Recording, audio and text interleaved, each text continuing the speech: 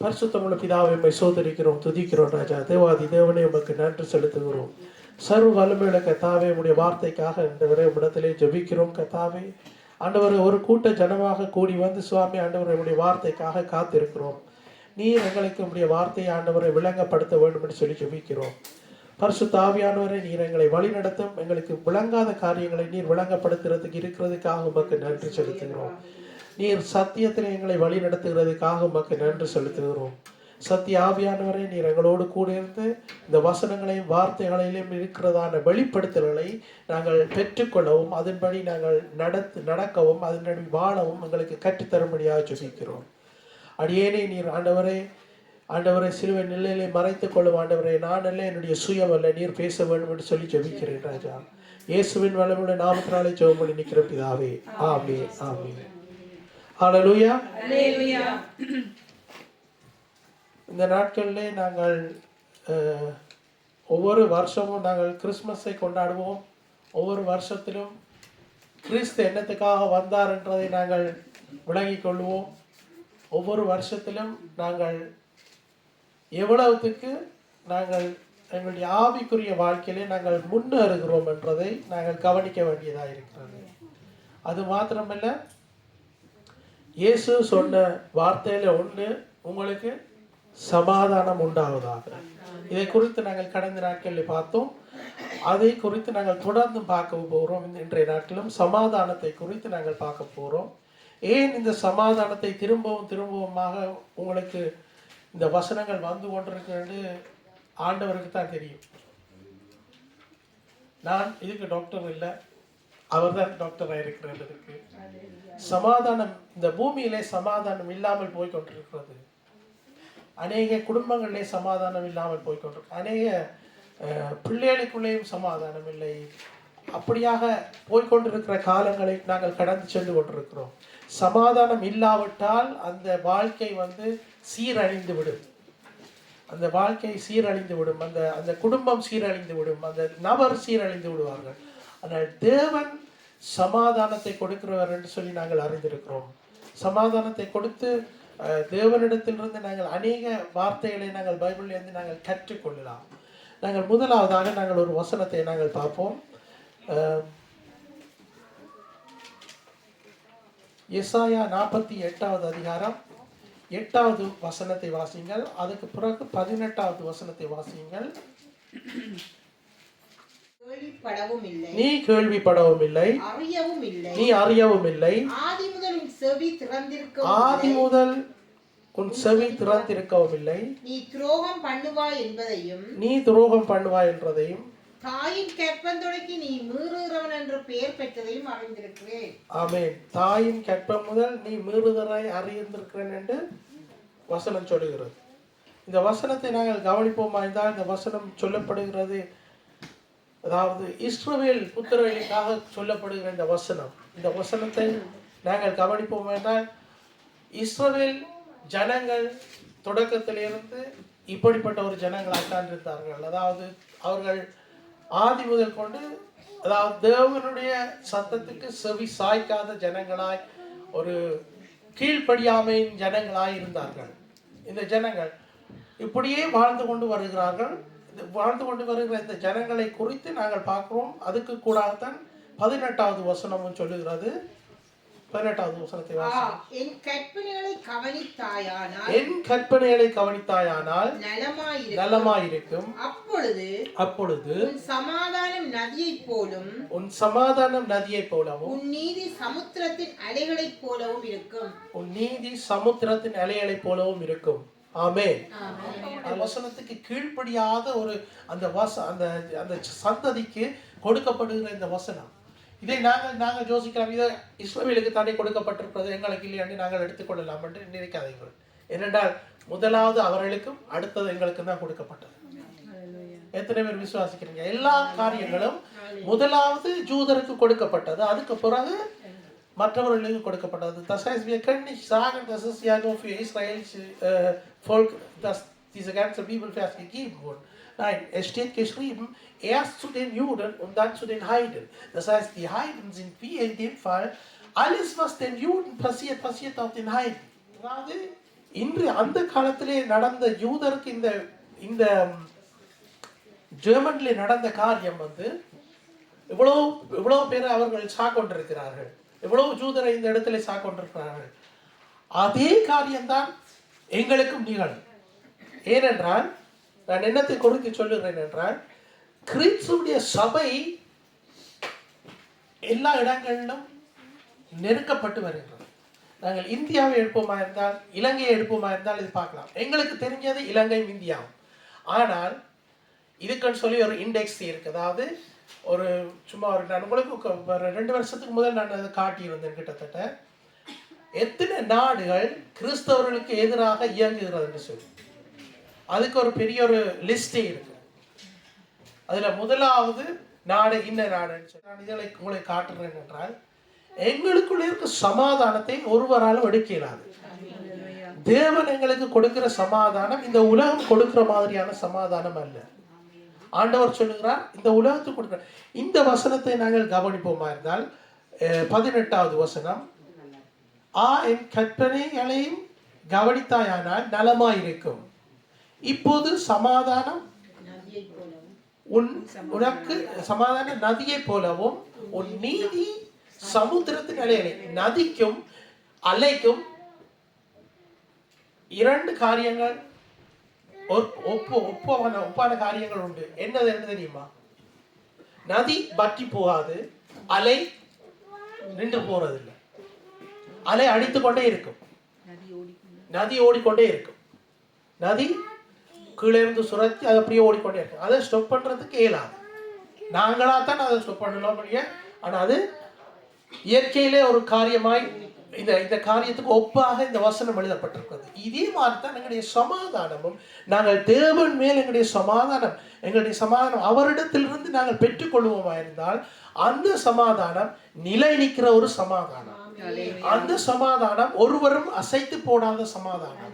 என்னென்றால் தேவனுடைய வசனம் எங்களுக்கு தெரியும், நன்றாக தெரியும். உங்களுக்கு நினைக்கிறேன் 2 கிழமைக்கு முதல் கிட்டத்தட்ட இதே சமாதானத்தை குறித்து வேற வசனங்களோடு நான் உங்களுக்கு சமாதானத்தை குறித்து இந்த வார்த்தைகள் கொடுக்கப்பட்டது. திருப்பமாக இந்த சமாதானத்தை குறித்து தான் கொடுக்கப்படுகிறது. இதில் அர்த்தம் என்னென்றால், இதில் வருகிற பைபிள் வசனங்கள் உங்களுக்கு இன்னும் ஆழமாய் பதிய வேண்டும். உங்களுடைய வாழ்க்கையிலே உங்களுக்கு இந்த வசனங்கள் இன்னும் ஆழமாய் பதிய முடியாது. ஏனென்றால் வரப்போற காலத்துக்கு எங்களை ஆண்டவர் ஆயத்தப்படுத்தி கொண்டிருக்கிறார். வரப்போற காலங்கள் சிலது கொடிய காலங்களாக இருக்கலாம். அதுக்காக ஆண்டவர்களை ஆயத்தப்படுத்தி கொண்டிருக்கிறார். தேவனிடத்திலே தான் எங்களுக்கு சமாதானம் உண்டு என்றதை நாங்கள் முழுவதுமாக நம்பிக்கொள்ள வேண்டியதாக இருக்கிறோம். அதாவது நான் உங்களுக்கு சொன்னது போல தேவனுடைய வார்த்தையிலே நாங்கள் இன்னுமா எங்களுடைய கவனத்தை செலுத்த வேண்டியதாக இருக்கு. சமாதானம் தேவன் கொடுக்கிறவர். நாங்கள் எல்லாரும் எங்களுடைய வாயினாலே நாங்கள் ஒரு அறிக்கை செய்வோம். சமாதானம் தேவன் கொடுக்கிறவர். சமாதானம் தேவன் கொடுக்கிறவர். தேவன் கொடுக்கிற சமாதானத்தை தான் நாங்கள் எடுத்துக்கொள்ள வேண்டும். எங்களுக்கு பணம் இருந்தால் ஒரு கொஞ்ச நேரத்துக்கு எங்களுக்கு சமாதானமாக இருக்கும்.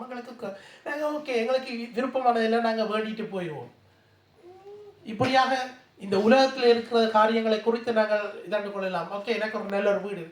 அடிப்படை தேவைகள் என்னவென்றால், எங்களுக்கு உடுக்கிறதுக்கு உடையும் சாப்பிட்றதுக்கு சாப்பாடும் எங்களுக்கு ஒரு வீடு இருக்கிறது. இதுதான் அடிப்படை தேவை. இதுக்கு மேல் மிச்சமாக எங்களுக்கு தேவைப்படுமா இருந்தால் நாங்கள் வேறு வழிகளிலே போய்கொண்டிருக்கிறோம். இந்த அடிப்படை தேவைகளை தேவன் என்னன்னு சொல்லுகிறார்? தேவன் என்ன வசனத்தை உங்களுக்கு கொடுத்திருக்கிறார்? நாளைய தினத்தை குறித்து நீ கவலைப்படாதே. நாளைய தினத்தை குறித்து நீ கவலைப்படாதே. முஸ்லிம்களை எடுப்போம்னா அவர்கள் ஒருவர் சந்திக்கல சொல்லுகிற அந்த காரியம் சலாம் அலைக்கும் சொல்லுவார்கள். அதுக்கு ஏற்ற மாதிரி மற்றவரும் சொல்லுவார். நாங்கள் ஒருவர் சந்திக்கல நாங்கள் என்ன சொல்லுவோம்? வழங்குங்க, நான் உங்களுக்கு என்ன சொல்றேன். நாங்களும் என்ன சொல்லுவோம்? தேவனுக்கு சமாதானம், உங்களுக்கு சமாதானம் உண்டாவதா. இதைத்தான் இயேசு கிறிஸ்து கற்பித்துக் கொடுத்தார். இதைத்தான் இயேசு கிறிஸ்து சீஷர்களுக்கு கற்பித்துக் கொடுத்தார். சீஷர்களும் அதே காரியங்களை தான் செய்தார்கள். உங்களுக்கு சமாதானம் உண்டாவதா. நாங்கள் எடுத்த உடனே கதவை திறந்து உள்ளுக்கு விழுகிற மாதிரி நாங்கள் வேற எதையிலோ கேட்டுடுவோம். முதலாவது என்ன நீங்க அங்கே போனீங்களா, சரி வர இல்லையாமன்னு சொல்லி அப்படி நாங்கள் தொடங்கிடுவோம். அப்படி தொடங்காம உண்மையாகவே ஒருவர் நேசிக்க பழகிக்கொள்ளணும். அதுக்கு முன்பாக தேவனுடைய சமாதானத்தை குறித்து அவர்களுக்கு சொல்ல வேண்டியதாக இருக்கு. ரோமரில் எழுதப்பட்டிருக்கிற வசனம் என்ன? 12 கூடுமானால் உங்களால் மட்டும் எல்லா மனுஷரோட சமாதானமாய் இருங்க. சிநேகிக்கிறது குறித்து சொல்லப்படுது. உங்கள் அன்பு மாயமற்றது. 12வது சகோதர சிநேகத்திலே ஒருவர் மேல் ஒருவர் பட்சமாயிருங்கள். கனம் பண்ணுவதிலே ஒருவருக்கொருவர் முந்திக் கொள்ளுங்க. அப்ப நாங்க கனம் பண்ணுறதுல நாங்க முந்திக் கொள்ள வேண்டும். நாங்க கனம் பண்ணி ஆண்டவருடைய எண்ணத்தை நாங்க ஏன் அவர்களை கனம் பண்ணுகிறோம்? அவர் கிறிஸ்துவிலே என்னோடு கூட சகோதரன் ஆயிருக்கிறார், கிறிஸ்துவிலே என்னோடு கூட சகோதரி ஆயிருக்கிறார். இப்படியாக அந்த சமாதானத்தை நாங்கள் தினமும் நேசிக்கிற பிள்ளைகளாக இருக்கணும். சமாதானத்தை குறித்து நாங்கள் சிந்திக்கிறவர்களாக இருக்கணும். தேவன் எனக்கு சமாதானம், நான் பிரச்சனை வந்த அப்புறம் தான் சமாதானத்தை தேடி ஓடணும் இல்லை. பிரச்சனை வரைக்கும் முதலே பைபிள் வசனங்களை நான் வாசிச்சு அறிஞ்சிருக்கணும். ஆண்டவர் என்ன சொல்லுகிறார் வசனத்தை குறித்து, சமாதானத்தை குறித்து, எங்கெங்கெல்லாம் என்னென்னலாம் சொல்லப்பட்டிருக்கிறதோ அதை நான் எடுத்துக்கொண்டு என்னுடைய இருதயத்திலே பதித்துக் கொள்கிறது தான் முக்கிய. 2வது வசனம் இருக்க வாசிங்க. துன்மார்க்கனுக்கு சமாதானம் இல்லை என்று கர்த்தர் சொல்லுகிறார். துன்மார்க்கனுக்கு சமாதானம் இல்லை என்று சொல்லி கர்த்தர் சொல்லுகிறார். எத்தனையாவது வசனம்? 48வது அதிகாரம் 22வது வசனம். அப்ப துன்மார்க்கனுக்கு சமாதானம் இல்லை என்று சொல்லி வசனம் சொல்லுகிறது. ஆனா துன்மார்க்கத்தில் அழிந்து போது தேவனுடைய சித்தம் அல்ல. வசனத்தை நீங்க கவனமா பார்க்கணும். துன்மார்க்கத்திலே அப்படி அழிந்து போது அவருடைய சித்தம் அல்ல. ஆனா துன்மார்க்கனுக்கு சமாதானம் இல்லை என்று சொல்லி வசனம் சொல்லுகிறது. அவன் மனம் திரும்பி தேவனிடத்திலே வருவானா இருந்தால் அவனுக்கு சமாதானம் உண்டு. இந்த கடைசி காரியம், அதாவது நான் மனம் திரும்புறது என்னிடத்திலே தான் கொடுக்கப்பட்டிருக்கிறது. நான் மனம் திரும்பி தேவனிடத்திலே வருவேனா இருந்தால் ஆண்டவர் எனக்கு சமாதானத்தை தர வல்லவராயிருக்கிறார். கைகளை உயர்த்தி நாங்கள் அல்லேலூயா சொல்லுவோம். அல்லேலூயா.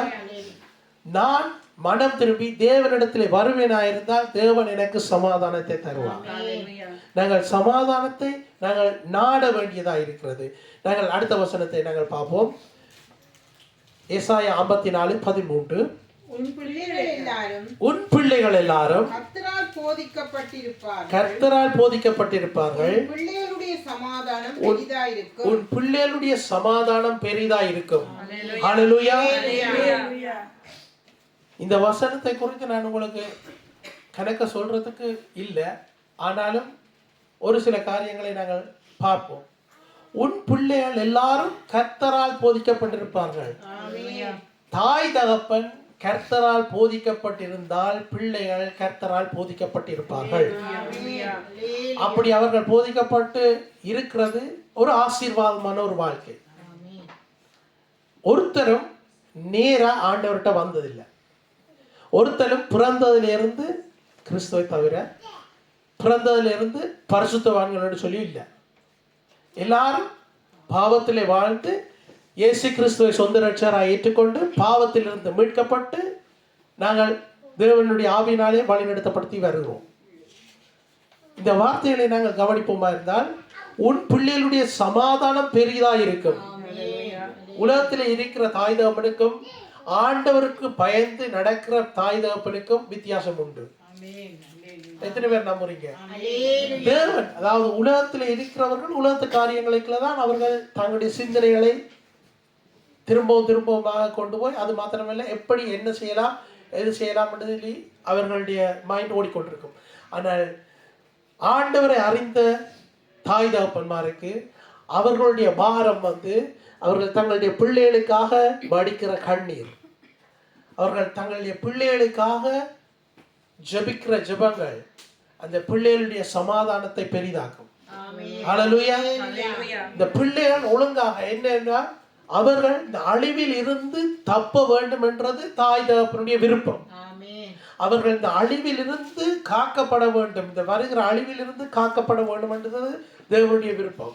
அதே மாதிரி அவர்களுடைய விருப்பமும் அதுதான். ஒருத்தரும் தாய் தகப்பனும் பிள்ளைகளை, அதாவது ரட்சிக்கப்பட்டவர்கள் பிள்ளைகளை நீ கூடாத மாதிரி சொல்லி அப்படி சொல்றது இல்லை. இதுல இன்னொரு காரியம் ஒன்று வருகிறது. சில வழியில் பிள்ளைகளை திட்டும் தானே, அந்த திட்டங்களை அந்த பிள்ளைகளுக்கு மேலாக நாங்கள் சொல்லுகிற வார்த்தைகள் அந்த காரியங்களை கொண்டு வரும். என்னென்றால் எங்களுடைய வாழ்க்கை, எங்களுடைய வாயின் வார்த்தை மரணமும் உண்டு ஜீவனும் உண்டு சொல்லி தேவன் சொல்லுகிறார். இப்போ நாங்கள் பிள்ளைகளை நாங்கள் கண்டபடிக்கு திட்டக்கூடாது, கண்டபடிக்கு நாங்கள் பிள்ளைகளை திட்டக்கூடாது. அப்படி நாங்கள் திட்டி இருந்தால் அந்த பிள்ளைகளுக்காக நாங்கள் ஜெபம் பண்ண வேண்டியதாக இருக்கிறது.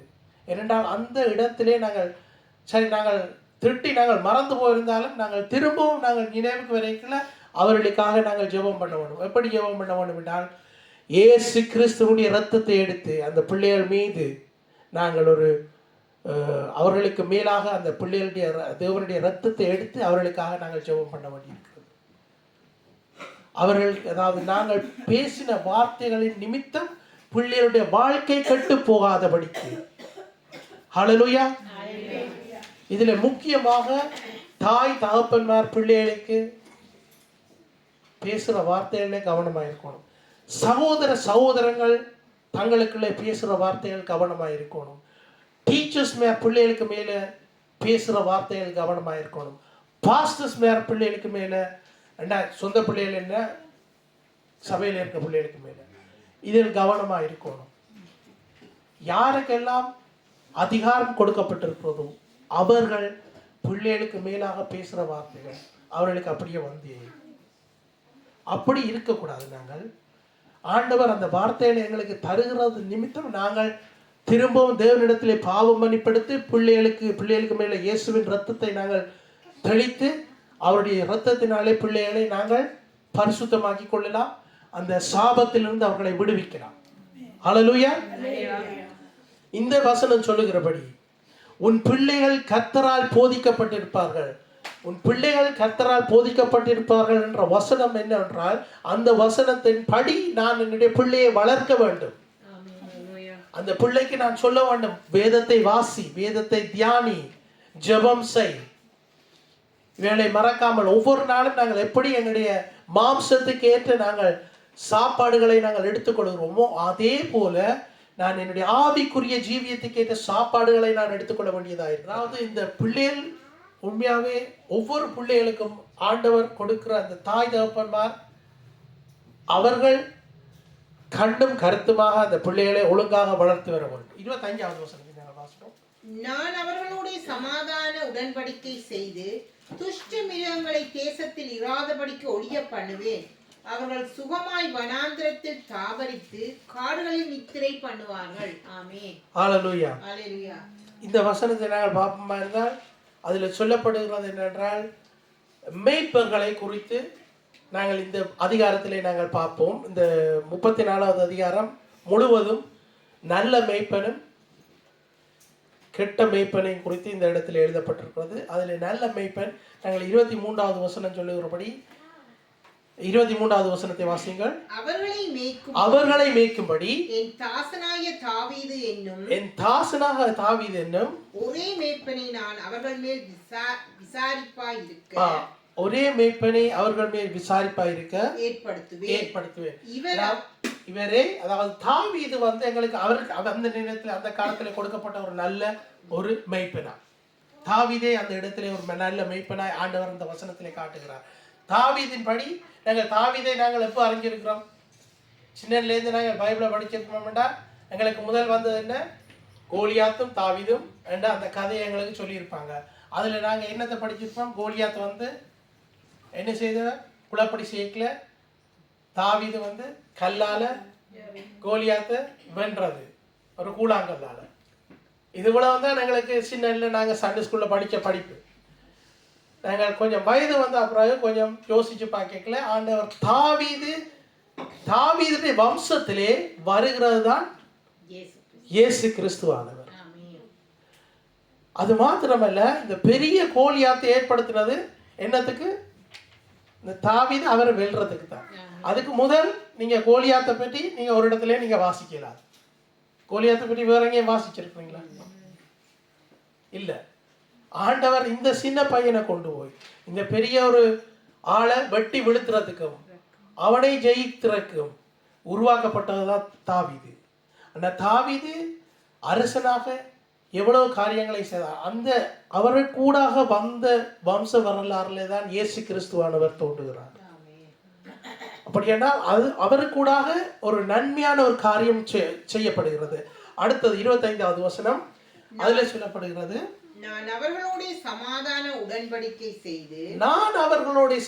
உடன்படிக்கை செய்து துஷ்ட மிருகங்களை தேசத்தில் இராதபடிக்கு ஒழிய பண்ணுவேன். அவர்கள் சுகமாய் வனாந்தரத்தில் தாவரித்து காடுகளில் நித்திரை பண்ணுவார்கள். இதுகளை நாங்கள் இன்னும் ஆழமாய் போவோம் என்றால் எங்களுக்கு டைம் காணாது. ஆனாலும் ஒரு சில காரியங்களை நான் உங்களுக்கு விளங்கப்படுத்துகிறேன். அதுல சொல்லப்படுகிற என்றால் இந்த தேசத்திலே துஷ்ட மிருகங்களை குறித்து சொல்லப்படுகிறது. துஷ்ட மிருகங்கள் என்றால் அதாவது இந்த ஜனங்களுக்கு எதிரான ஒரு மிருகங்கள் தான் இருக்குது. அந்த மிருகங்கள் இராதபடிக்கு தேவன் அவர்களை அவருடைய ஜீவனை காக்கிறதுக்கான ஒரு வசனம் நாங்கள் இந்த இடத்துல பார்க்கிறோம். பாருங்கள், நாங்கள் வெளியில போய் நாங்கள் இப்ப நாங்கள் ஒரு முறையான வாழ்க்கையில நாங்கள் வாழ்ந்து விட்டுருக்கோம். இப்ப எங்களை கொண்டே காட்டுக்க விடட்டா நாங்கள் சொன்னாங்க, அதை பார்த்து இது அது அழுக்கா இருக்குது, இது அழுக்கா இருக்குதுன்னு நாங்கள் நிலத்துல கூட இருக்க மாட்டோம். அவ்வளவுக்கு நாங்கள் கொஞ்சம் துப்புரவா இருக்கிறோம். அப்பத்திய காலத்துல அவர்களுக்கு அதான் அவர்கள் போற இடமெல்லாம் அவர்கள் இருக்கத்தான் வேணும், படிக்கத்தான் வேணும், எழும்பத்தான் வேணும். எத்தனை வருஷமா இஸ்ரவேலர்கள் கூடாரங்களை போட்டு கொண்டு வந்தார்கள். போற இடத்துல எல்லாம் கூடாரமா போட்டு அந்த இடத்துல இருந்தார்கள்.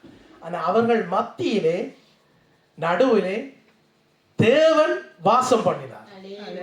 வசனம் உங்களுக்கு தெரியுமா? அந்த ஜனங்கள் கூடாரங்களை போட்டு நடுவிலே தேவன் வாசம் பண்ணுகிறார். இந்த வசனங்கள் நாங்கள் பழைய பாடலை நாங்கள் பார்க்கலாம். அது வேறொரு தீமா உண்டு. ஆசரிப்பு கூடாரம், அந்த ஆசரிப்பு கூடாரம் நடுவிலே அதை சுற்றிலும் இஸ்ரவேலருடைய கூடாரம். இப்படியான ஒரு ஜனத்தை ஆண்டவர் நாங்க எங்களுக்கு கூடாரம் தேவையில்லை. எங்களுக்கு வீட்டை போய் நாங்கள் லைட்டை போட்டால் சுவிட்சை போட்டால் லைட் எரியும். எங்களுக்கு குளிர்துன்னா ஹைட்ஸில் கொஞ்சம் திருப்பி விட்டால் எங்களுக்கு ஹீட் வரும். இந்த வசதிகள் எல்லாம் இருக்கு. இப்போ அப்படியெல்லாம் அப்போ இருக்கையில். ஆனால் அந்த ஜனத்தை ஆண்டவர் வழிநடத்தி வந்தார். இத்தனையோ காலங்களாய் ஆண்டவருடைய சமாதானம் நிலை நிற்கிறது. அப்ப இருந்த சமாதானம் தான் இப்பயும் ஆண்டவர் எங்களுக்கு தந்து கொண்டிருக்கிறார். அவர் தன்னுடைய சமாதானத்தை எங்களுக்கு விட்டு போயிருக்கிறார். நாங்கள் அடுத்த வசனத்தை நாங்கள் பார்ப்போம். வசனத்தை நாங்கள் வாசிப்போம். சமாதானத்தை உங்களுக்கு வைத்து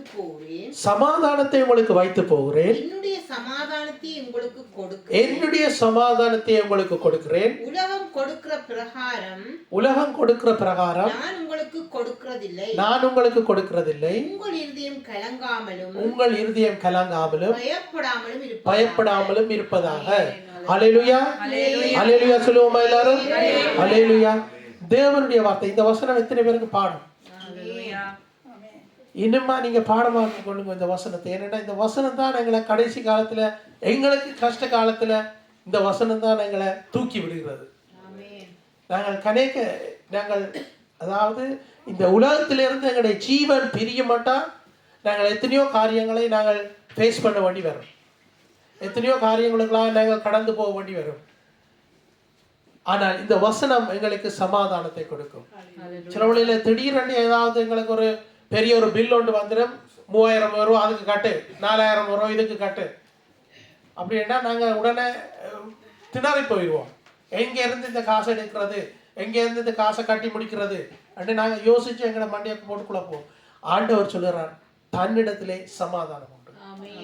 நாங்கள் உண்மையாகவே நாங்கள் என்ன செய்யறோம்னா ஆண்டவருடைய சமாதானத்தை ஒரு பக்கம் வச்சுட்டு எல்லாத்தையும் நாங்கள் தான் செய்து கொண்டிருக்கோம். அவருடைய சமாதானத்தை நாங்கள் ஒரு பக்கம் வச்சுட்டு நாங்களே எங்களுக்கு எல்லாவற்றையும் நாங்கள் தேடி தேடி அந்த கஷ்டங்களுக்குள்ளாக நாங்கள் கடந்து சென்று நாங்களே அப்படியே எல்லாவற்றையும் செய்து கொண்டே போகிறோம். இது கிறிஸ்தவ வாழ்க்கை அல்ல. கிறிஸ்தவ வாழ்க்கை தேவனிலே நாங்கள் விசுவாசத்தை வைப்பது. தேவனிடத்திலே நாங்கள் விசுவாசத்தை வைப்பது, அவரிடத்தில் இருக்கிற சமாதானத்தை நாங்கள் பெற்றுக்கொள்வது, அவர் எங்களை சமாதானத்திலே நடத்துவதை மற்றவர்கள் காணக்கூடிய விதத்திலே தான் என்னுடைய வாழ்க்கை இருக்க வேண்டும். ஹல்லேலூயா.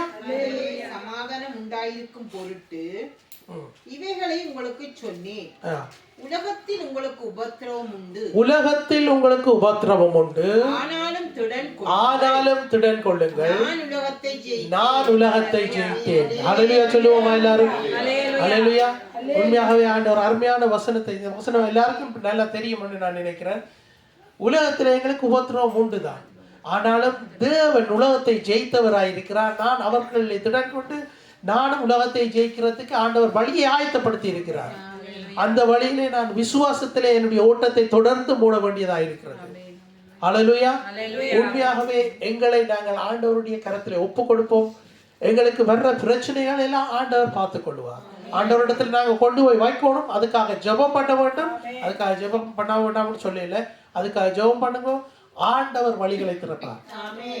எங்களுக்கு முன்பாக கதவுகள் பூட்டப்பட்டால் ஆண்டவர் திறக்கிற கதவு பூட்டப்படாதது. எத்தனை பேர் விசுவாசிக்கிறீங்க? ஆண்டவர் எங்களுக்காக கதவுகளை திறப்பார் என்றால் அந்த கதவுகள் பூட்டப்படாது. எதுவா இருக்கலாம், எந்த உபத்திரவமா இருக்கலாம், தேவன் எங்களுக்கு கொடுக்கிற வசனம் இந்த வசனம். உபத்திரவம் உண்டு, ஆனாலும் திடன் கொள்ளுங்கள், நான் உலகத்தை ஜெயித்தேன் என்று சொல்லுகிறார். தேவனிலே நாங்கள் எங்களை முற்று முழுதுமாய் அவரிடத்தில் நாங்கள் அர்ப்பணிப்போம். நாங்களும் உலகத்தை ஜெயிக்கிறதுக்கு ஆண்டவர் எங்களை பயன்படுத்துவார். எங்களையும் அப்படியே பலப்படுத்துகிற தேவனாய் இருக்கிறார். ஹல்லேலூயா. நாங்கள் எழுந்து நின்று நாங்கள் ஜெபம் செய்வோமாக. தேவன் தந்த வார்த்தைக்காக நாங்கள் எழுந்து நின்று ஜெபம் பண்ணுவோம். மூடி ஆண்டவர் தந்த வார்த்தைக்காக நாங்கள் ஜெபம் செய்வோம். பரிசுத்தமுள்ள பிதாவே, உம்மை ஸ்தோத்திரிக்கிறோம், துதிக்கிறோம் ராஜா. தேவாதி தேவனே, உமக்கு நன்றி செலுத்துகிறோம்.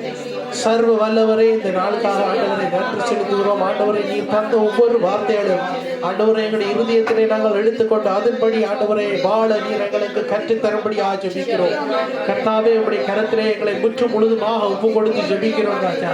பரிசுத்தரே, நீர் எங்களுக்கு தந்த சமாதானத்துக்காக நன்றி. நீர் எங்களுக்கு தந்த சந்தோஷத்துக்காக நன்றி செலுத்துகிறோம். ஆண்டவரே, சமாதானத்தை நீர் எங்களுக்கு விட்டு போனீரே. ஆண்டவரே, அந்த சமாதானத்தை நாங்கள் எடுத்துக்கொள்கிறோம் எங்களுடைய வாழ்க்கையிலே. ஆண்டவரே, எங்களுடைய வாழ்க்கையிலே இந்த சமாதானத்தை எடுத்துக்கொண்டு ஆண்டவரை உமக்கு சாட்சிகளாய் ஆண்டவரே நாங்கள் வாழ எங்களுக்கு கற்றுத்தரும்படியாக ஜெபிக்கிறோம் ராஜா. கர்த்தாவே, தொடர்ந்து ஆண்டவரை எங்களை நீர் வழி நடத்தும், தொடர்ந்து எங்களை பாதுகாத்துக் கொள்ளும். ஆண்டவரை, விசுவாசத்திலே தளர்ந்து போகாதபடிக்கு ஆண்டவரை உம்முடைய வார்த்தையை தினமும் அனுப்பி அனுப்பி எங்களை புதிதாக்குகிற தேவனே, உம்மை ஸ்தோத்திரிக்கிறேன் ராஜா. உமக்கு நன்றி செலுத்துகிறேன் ராஜா. கர்த்தாவே, உம்மை ஸ்தோத்திரிக்கிறோம், துதிக்கிறோம். இயேசுவின் நாமத்தில் ஜெபம் பண்ணி நிற்கிறோம் பிதாவே. ஆமென், ஆமென்.